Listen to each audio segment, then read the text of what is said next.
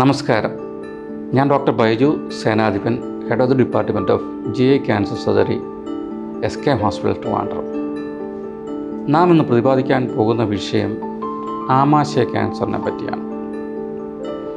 ആമാശയ cancer പൊതുവെ നമ്മൾ പറയാറ് ഒരു മോശം ക്യാൻസർ എന്നാണ്. എന്തുകൊണ്ടെന്നാൽ അത് പെട്ടെന്ന് വ്യാപിക്കാൻ സാധ്യതയുള്ള ഒരു ക്യാൻസറാണ്. പക്ഷേ നേരത്തെ കണ്ടുപിടിക്കുകയാണെന്നുണ്ടെങ്കിൽ ഒരുപക്ഷെ ക്യൂർ ചെയ്യാൻ പറ്റുന്നൊരു ക്യാൻസറാണ് ആമാശയ ക്യാൻസർ. പക്ഷേ നേരത്തെ കണ്ടുപിടിക്കണമെന്നുണ്ടെങ്കിൽ നേരത്തെ തന്നെ പേഷ്യന് ലക്ഷണങ്ങളുണ്ടാവണം. ആ ലക്ഷണങ്ങൾ നമ്മുടെ കൺസൾട്ടിങ് ഡോക്ടറെ അറിയിക്കണം. ആ ഡോക്ടറെ എൻഡോസ്കോപ്പി ചെയ്യണം. എൻഡോസ്കോപ്പി ചെയ്ത് അതിൻ്റെ ആമാശയത്തിൻ്റെ ഉൾഭാഗം നിരീക്ഷിച്ചിട്ട് അവിടുന്ന് ബയോപ്സി എടുക്കണം. ആ ബയോപ്സി എടുത്തതിന് ശേഷം അത് പോസിറ്റീവാണെന്നുണ്ടെങ്കിൽ അത് എത്രത്തോളം വ്യാപിച്ചു എന്ന് അറിയാൻ വേണ്ടിയിട്ട് ഒരു ഇമേജിങ് CT അല്ലെങ്കിൽ MRI എടുക്കണം. എന്നിട്ട് എൻ്റെ വ്യാപനം കുറവാണെന്നുണ്ടെങ്കിൽ നമുക്കത് പൂർണ്ണമായിട്ട് നീക്കം ചെയ്യാൻ പറ്റുന്നതാണ്. അപ്പോൾ ആമാശയം ഒരു വലിയ അറയാണ്. അപ്പോൾ അത് അന്നനാളത്തിൻ്റെ ജംഗ്ഷൻ, ആമാശയമായിട്ട് ചേർന്ന ജംഗ്ഷൻ തൊട്ട് ആമാശയത്തിൻ്റെ വിസ്തൃതമായ ഭാഗം തൊട്ട് അതിൻ്റെ അവസാന ഭാഗം കുറച്ച് ട്യൂബ് മാതിരി ഇരിക്കുന്ന രീതിയാണ്.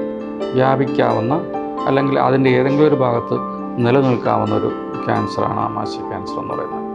അതിൻ്റെ ലൊക്കേഷൻ അനുസരിച്ചിട്ട് ഈ രോഗലക്ഷണങ്ങൾ വ്യത്യാസപ്പെടാം.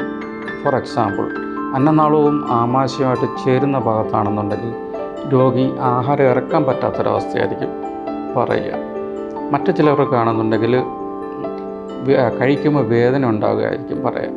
അതേസമയം കുറച്ചുകൂടെ താഴെ ആമാശയത്തിൻ്റെ ഒരു വിസ്തൃതമായ ഏരിയയിൽ ക്യാൻസർ ഉണ്ടാവുകയാണെന്നുണ്ടെങ്കിൽ കഴിക്കാൻ ഇറക്കുന്നതിന് പ്രയാസം ഉണ്ടാകത്തില്ല. ഒരുപക്ഷെ കഴിച്ച് കഴിഞ്ഞതിന് ശേഷം ഒരു അരമണിക്കൂറിനുള്ളിൽ വേദന ഉണ്ടാകുക ചെയ്യും. അല്ലെങ്കിൽ പെട്ടെന്ന് നിറഞ്ഞതായിട്ട് അനുഭവപ്പെടുക, അല്ലെന്നുണ്ടെങ്കിൽ അതിനകത്ത് നിന്ന് രക്തസ്രാവം ഉണ്ടായിട്ട് രക്തം ഛർദ്ദിക്കുക, അങ്ങനെയാണ് അനവധി. അല്ലെങ്കിൽ അത് പുറകോട്ട് ഫിക്സ് ചെയ്തിട്ട് അത് കൂടുതൽ ഇൻഫിൽട്രേറ്റ് ചെയ്തിട്ട് നട്ടലിൽ വേദന ഉണ്ടാകുക, അങ്ങനെ പല രീതിയിൽ പ്രത്യക്ഷപ്പെടും. അതുപോലെ തന്നെ ആമാശയത്തിൻ്റെ അവസാന ഭാഗത്താണ് ഈ ട്യൂമർ ഉണ്ടാകുന്നതെങ്കിൽ കൂടുതലും ഛർദിയായിട്ടായിരിക്കും പ്രത്യക്ഷപ്പെടുക. അതായത് ആമാശയത്തിനകത്ത് ആഹാരം ചെന്ന് നിന്നിട്ട് പുറത്തോട്ട് പോകാതെ കുറച്ച് നേരം ഇവിടെ തങ്ങി നിന്നതിന് ശേഷം ഛർദ്ദിച്ച് പുറത്ത് കളയുന്നൊരവസ്ഥ, വേദന വന്നായിരിക്കും കൂടുതൽ ഛർദ്ദിക്കുന്നത്. ഇതൊക്കെയാണ് ആമാശയ ക്യാൻസറിൻ്റെ ലക്ഷണങ്ങൾ. അപ്പോൾ ഇതുപോലുള്ള എന്തെങ്കിലും പ്രയാസം ഉണ്ടെങ്കിൽ നേരത്തെ തന്നെ എൻഡോസ്കോപ്പി ചെയ്ത് രോഗമുണ്ടോ ഇല്ലയോ എന്ന് കണ്ടുപിടിക്കേണ്ടതാണ്. അപ്പോൾ ഈ കണ്ടുപിടിച്ചാൽ അത് ഏർലി സ്റ്റേജിലുള്ളതാണെന്നുണ്ടെങ്കിൽ ഈ സർജറി തന്നെയാണ് അതിൻ്റെ മാർഗം. പക്ഷേ സർജറിക്ക് വ്യവസ്ഥാപിതമായിട്ടുള്ള മാർഗനിർദ്ദേശങ്ങൾ ഇൻ്റർനാഷണൽ ഗൈഡ് ലൈൻസ് നിർദ്ദേശിച്ചിട്ടുണ്ട്. ആ നിർദ്ദേശം അനുസരിച്ചിട്ട് വേണം സർജറി ചെയ്യാൻ. കാരണം വെച്ചാൽ വയറ്റിൽ ചെയ്യുന്ന സർജറികളെ മറ്റ് സർജറികളെ അപേക്ഷിച്ച് നോക്കുമ്പോൾ കുറച്ച് സങ്കീർണത കൂടിയത് കാരണമെന്ന് വെച്ചാൽ, അതായത് ഇതിന് ചുറ്റും കുറേ കഴലകളുണ്ട്. ആ കഴലകളെ പല സ്റ്റേഷൻസായിട്ട് നമ്മൾ വിഭജിച്ചിട്ടുണ്ട്. ആ വിഭജിച്ചിരിക്കുന്നത് ഇപ്പോൾ അതിനെ 1, 2, 3, 6 എന്ന് പറഞ്ഞിട്ട് അങ്ങനെ 16 വരെ സ്റ്റേഷൻസായിട്ട് നിശ്ചയിച്ചിട്ടുണ്ട്.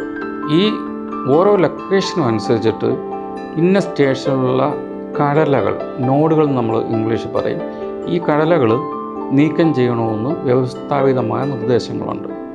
അപ്പോൾ ആ ഏരിയകൾ ചിലപ്പോൾ സങ്കീർണമായിരിക്കാം, ചിലപ്പോൾ ലളിതമായിരിക്കാം. അപ്പം ഈ ട്യൂമറിൻ്റെ ലൊക്കേഷൻ അനുസരിച്ചിട്ട് ഈ നോഡുകൾ റിമൂവ് ചെയ്തില്ല എന്നുണ്ടെങ്കിൽ ഒരുപക്ഷെ വീണ്ടും ക്യാൻസർ വരാൻ സാധ്യതയുണ്ട്. അതുകൊണ്ട് തന്നെ ഇതിന് നമ്മൾ പൊതുവെ ഞങ്ങളുടെ ഭാഷയിൽ പറയുന്നത് D2 ലിംഫഡിനെക്ടമി എന്നാണ്. ലിംഫഡിനെക്ടമി എന്ന് പറഞ്ഞാൽ ഈ കഴലകൾ നീക്കം ചെയ്യുന്നതിനെയാണ് പറയുന്നത്. അപ്പോൾ അങ്ങനെ കഴലകൾ നീക്കം ചെയ്യുന്ന പ്രക്രിയ സാധാരണമായ ഓപ്പൺ സർജറിയിലൂടെയാണ് നടത്തി വന്നിരുന്നത്. പക്ഷേ ഈ കാലഘട്ടത്തിൽ കീഹോൾ സർജറിയുടെ ആവിർഭാവത്തോടുകൂടി അത് കീഹോൾ സർജറി വഴിയും ചെയ്യാമെന്നുള്ള അവസ്ഥ വന്നിട്ടുണ്ട്.